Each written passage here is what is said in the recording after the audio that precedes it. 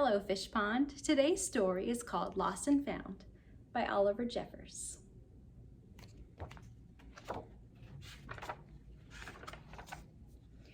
Once there was a boy who found a penguin at his door.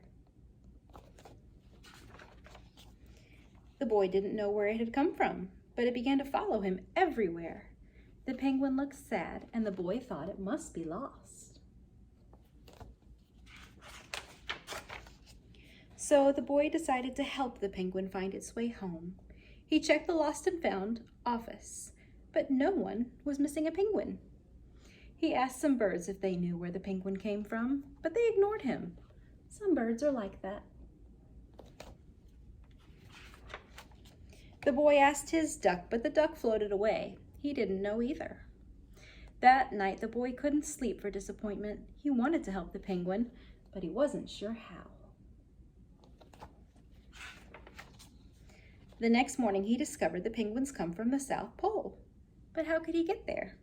He ran down to the harbor and asked a big ship to take them to the South Pole, but his voice was much too small to be heard over the ship's horn.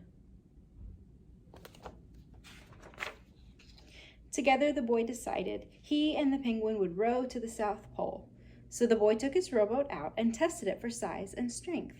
He told stories to the penguin to help pass the time.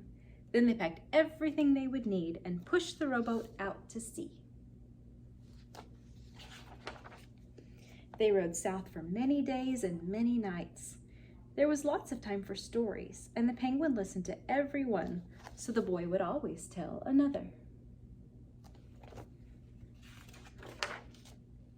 They floated through good weather and bad when the waves were as big as mountains. Until finally they came to the South Pole. The boy was delighted, but the penguin said nothing. Suddenly it looked sad again as the boy helped it out of the boat.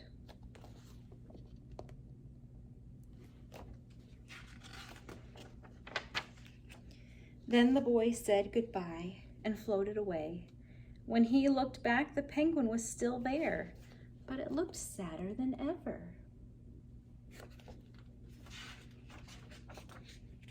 It felt strange for the boy to be on his own. There was no point in telling stories now because there was no one to listen except the wind and the waves. Instead, he just thought, and the more he thought, the more he realized he made a big mistake. The penguin hadn't been lost, it had been lonely. Quickly, he turned the boat around and rowed back to the South Pole as fast as he could.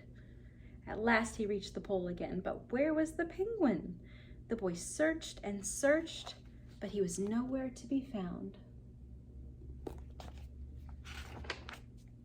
Sadly, the boy set off for home. But then the boy saw something in the water ahead of him. Closer and closer he got until he could see the penguin.